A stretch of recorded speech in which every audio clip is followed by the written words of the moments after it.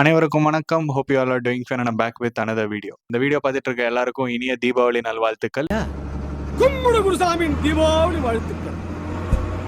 தீபாவளி என்ற பெயர் எப்படி வந்தது தெரியுமா? மூடிட்டு போறியா? மிக்க மகிழ்ச்சி. வீடியோல ஏதாச்சும் பட்டாசு வெடிக்கிற சவுண்ட் கேட்டுச்சுன்னா தீபாவளி, அதனால பசங்க எல்லாம் சுத்தி வெடிச்சிட்டு இருக்காங்க. அதனால அட்ஜஸ்ட் பண்ணிக்கோங்க. அண்ட் தீபாவளிக்கு 3 படம் ரிலீஸ் ஆச்சு. ஒன்னு வந்து டூட், பைசன், அப்புறம் இது கூடவே ஹரிஷ் கல்யாணோட டீசல் படம் ரிலீஸ் ஆச்சு. பட் ஆனா அந்த படம் ரிலீஸ் ஆனது யாருக்குமே தெரியல. நம்ம அந்த படத்தோட ரிவ்யூ தான் இந்த வீடியோல பார்க்க போறோம். ஸோ அதுக்கு முன்னாடி நீங்க இன்னும் இந்த சேனலை சப்ஸ்கிரைப் பண்ணலைன்னா இப்போயே சப்ஸ்கிரைப் பண்ணி சப்போர்ட் பண்ணுங்கன்னு சொல்லிட்டு வாங்க வீடியோக்குள்ள போலாம்.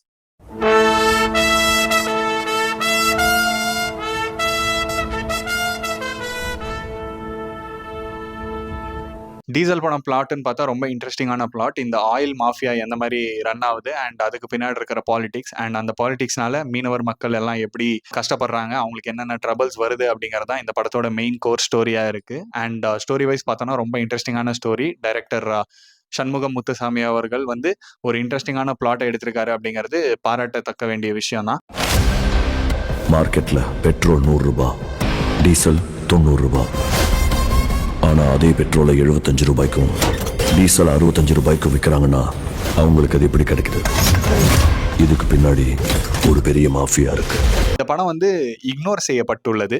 அதுதான் எனக்கு கொஞ்சம் கஷ்டமா இருந்துச்சு. இந்தாண்ட டூட், பைசன் எல்லாமே வந்து ரொம்ப நல்லா ரிசீவ் பண்ணி பயங்கர சக்சஸ்ஃபுல்லா போயிட்டு இருக்கு. பட் ஆனா இந்தாண்ட டீசல் படத்தை பார்க்கறதுக்கு கூட, அதோட ரிவ்யூ சொல்றதுக்கு கூட யாருமே இல்லை அப்படின்னு நினைக்கும் போது தான் ரொம்ப கஷ்டமா இருந்துச்சு. பிகாஸ் பெரிய பெரிய யூடியூபர்ஸ் கூட இந்த படத்தோட ரிவ்யூ வந்து அவங்களோட சேனல் அப்லோட் பண்ணல. அதனால தான் எனக்கு இந்த படத்தை பார்க்கணும், படம் எப்படி இருக்குன்னு நம்ம சேனல்ல போடணும் அப்படின்னு ஒரு ஆசை இருந்துச்சு. அண்ட் அதனால தான் படத்தை பார்த்துட்டு இந்த படத்தோட ரிவ்யூ சொல்றேன். அண்ட் இந்த படத்தோட ஹீரோ ஹரிஷ் கல்யாண், அவரோட பர்ஃபார்மன்ஸ் வைஸ் பயங்கரமா பண்ணியிருக்காரு. அண்ட் இந்த படத்துல அவர் ஒரு மாஸ் கமர்ஷியல் எலிமெண்ட்டை டச் பண்ணணும் அப்படிங்கிற ஒரு நோக்கத்துல இந்த படத்துல நடிச்சிருக்காரு. ஒரு ஆக்ஷன் ஹீரோவா, ஒரு ஆக்ஷன் அவதார் எடுக்கிறதுக்கு பார்த்துருக்காரு. அது வந்து எந்த அளவுக்கு சக்சஸ் அப்படின்னு சொல்லிட்டு நான் ரிவ்யூ போக சொல்றேன். அவருக்கு இதுக்கு முன்னாடி 2 படமுமே பயங்கர சக்சஸ், பயங்கர பிளாக் பஸ்டரான ரிசல்ட்ஸ் அவங்களுக்கு. ஒரு படம் வந்து பார்க்கிங் நேஷனல் அவார்டை வின் பண்ணிருச்சு. அண்ட் இன்னொரு படம் லப்பர் பந்து, அந்த படமுமே ரொம்ப பிளாக் பஸ்டர் ஹிட்னு தான் சொல்லலாம் கமர்ஷியல் வைஸ். அண்ட் அதுக்கப்புறம் டீசல் இந்த தீபாவளிக்கு ரிலீஸ் ஆகுது. கொஞ்சம் எக்ஸ்பெக்டேஷன்ஸ் இருந்துச்சு தான் ஹரிஷ் கல்யாண் தீபாவளி ரிலீஸ்க்கு எந்த மாதிரி படம் கொடுப்பாரு அப்படின்ட்டு. இந்த படத்துக்கு ஒரு ஹைப் அப்படின்னு பார்த்தோம் அப்படின்னா, பியர் சாங் அப்படின்னு ஒரு பாட்டு ரிலீஸ் ஆச்சுல்ல, அந்த பாட்டு தான் இந்த படத்துக்கு மெயின் ஹைப்பா இருந்துச்சு. அதுல ஒரு டிஸ்அட்வான்டேஜ் இருக்கு. என்னன்னா, பியர் சாங் வந்து இந்த படத்துல வரும் அப்படின்னு சொல்லிட்டு நிறைய பேருக்கு தெரியவே தெரியாது. வெறும் அதை இன்ஸ்டாகிராம் ரீல்ஸுக்கு மட்டும் யூஸ் பண்ணிக்கிட்டாங்க. அது மட்டும் கண்டிப்பா தெரியுது.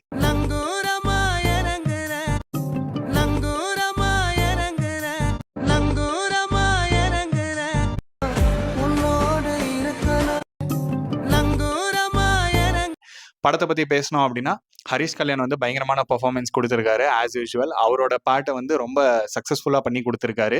இந்த படத்துல வந்து அவர் மீனவனாவும் இருப்பாரு and at the same time அவரும் இந்த ஆயில் மாஃபியா உள்ளார இன்வால்வ் ஆயிருப்பாரு. ஸோ 2 பக்கம், இந்த பக்கம் அவங்களோட கஷ்டமும் தெரியும், இந்த பக்கம் அந்த மாஃபியா எப்படி ரன் ஆகுது அப்படிங்கறதும் ஹரிஷ் கல்யாணுக்கு செமையா தெரிஞ்சிருக்கும். அது ஒரு இன்ட்ரெஸ்டிங்கான கேரக்டரைசேஷன் ஹரிஷ் கல்யாணுக்கு. சண்டை செய்றோம்.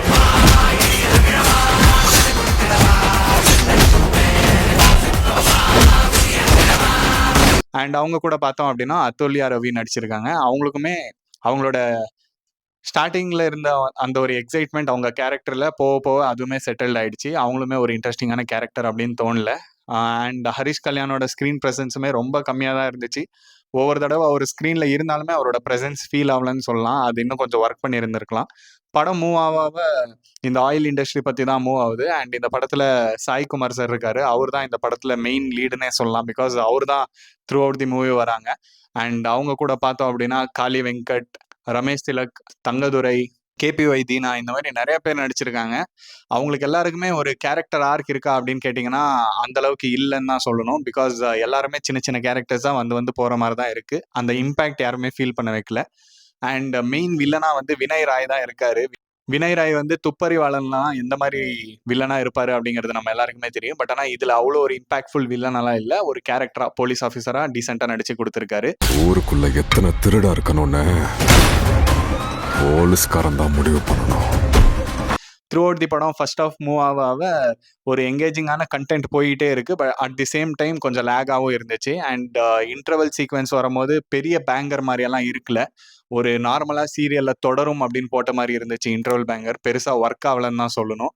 அண்ட் செகண்ட் ஹாஃப்மே வந்து அந்த மக்களுக்காக ஹரிஷ் கல்யாண் இறங்கி என்ன பண்ண போறாரு. அண்ட் போக பார்த்தோம்னா கத்தி படத்தோட கிளைமேக்ஸ் மாதிரி ஆயிடுச்சு. ஒரு ஒரு சாதாரண மக்களோட வலியை தெரிவிக்கிறதுக்கு தமிழ்நாட்டில் இருக்கிற எல்லா சிட்டிசன்ஸும் ட்ரபிள் பண்ணால் மட்டும்தான் அவங்களோட வலிகள் தெரியும் அப்படின்னு நினைக்கிறது வந்து ஒரு கத்திப்படம் பிளாட் மாதிரி மாறிடுச்சு. And at the same time அந்த ப்ரெஸ், மீடியா அண்ட் எல்லாமே ஸ்ட்ரைக் பண்றது, இந்த மாதிரி நிறைய விஷயம் நடந்துட்டு இருந்துச்சு. இதெல்லாமே எங்கேயோ பார்த்த மாதிரி இருக்கே அப்படின்னு தோணுச்சு. படத்தோட பிளாட் ரொம்ப இன்ட்ரெஸ்டிங்கா இருந்தாலுமே படத்தோட ஸ்கிரீன் பிளே வந்து ரொம்ப ட்ரையா இருந்துச்சுன்னு தான் சொல்லலாம். இன்னும் ஒரு ரேசியான ஸ்கிரீன் பிளே கொடுத்திருந்தா படம் ரொம்ப இன்ட்ரெஸ்டிங்காகவும் ரொம்ப எங்கேஜிங்காகவும் இருந்திருக்கும் அப்படிங்கிறது என்னோட ஒப்பீனியன். அண்ட் படத்துல வந்து பியர் சாங் தான் ஹைப் அப்படின்னு சொல்லியிருந்தேன் இல்லையா. ஸோ அந்த மாதிரி மியூசிக் வைஸ் பார்த்தோம் அப்படின்னா அந்த சாங் மட்டும்தான் ஒர்க் ஆச்சு. திபு அவர்கள் வந்து இந்த படத்துக்கு மியூசிக் பண்ணியிருக்காரு. இந்த படத்துல வந்து சாங் வைஸ் பார்த்தோம் அப்படின்னா இந்த பியர் சாங் அண்ட் திலுபர் ராஜா அப்படின்னு ஒரு பாட்டு வந்துச்சு எஸ்டிஆரோட வாய்ஸ்ல. இந்த 2 பாட்டும் ஓரளவுக்கு கேட்குற மாதிரி இருந்துச்சு. பேக்ரவுண்ட் ஸ்கோர் வைஸ் இன்னுமே பயங்கரமா ஸ்கோர் பண்ணியிருந்தா இன்னும் எலிவேட் பண்ணியிருக்கும் சீன்ஸை அப்படின்னு தோணுச்சு. ஓவராலா சொல்ல போனா டீசல் வந்து ஒரு டீசென்ட் அவுட்டிங்னு சொல்லலாம் கேஸ்ட் அண்ட் க்ரூக்கு. அண்ட் படம் வந்து வேற டேட்டுக்கு ரிலீஸ் ஆயிருந்துச்சுன்னா இன்னும் வெல் ரிசீவ்டா இருந்திருக்கலாம். பட் ஆனால் அன்ஃபார்ச்சுனேட்லி தீபாவளியில பைசன் அண்ட் டூட் ரெண்டுமே சக்ஸஸ்ஃபுல்லா ஓடிட்டு இருக்கும் போது நடுவில் இந்த படம் வந்து மாட்டிக்குச்சு அப்படிங்கிறது தான் ஒரு உண்மைன்னு சொல்லலாம். உங்களுக்கு இந்த வீடியோ பிடிச்சிருந்துச்சுன்னா, இந்த ரிவ்யூ பிடிச்சிருந்துச்சுன்னா உங்க ஃப்ரெண்ட்ஸ் அண்ட் ஃபேமிலிக்கு சொல்லுங்க. அவங்களுக்கும் ஷேர் பண்ணுங்க. டீசல் அப்படிங்கிற படம் எப்படி இருக்கு அப்படிங்கிற ஒரு ஒப்பீனியனை அவங்களுக்கும் தெரிவிங்க. இந்த வீடியோவை இவ்வளோ நேரம் பார்த்துருக்கீங்க அப்படின்னா இந்நேரத்துக்கு சப்ஸ்கிரைப் பண்ணியிருப்பீங்கன்னு நினைக்கிறேன். மறக்காம இப்போவே சப்ஸ்கிரைப் பண்ணி லைக் பட்டனை தட்டி விடுங்க. தேங்க்யூ ஃபார் வாட்சிங். உங்களை எல்லாத்தையும் இன்னொரு வீடியோவில் சந்திக்கிறேன். Until then have a great day.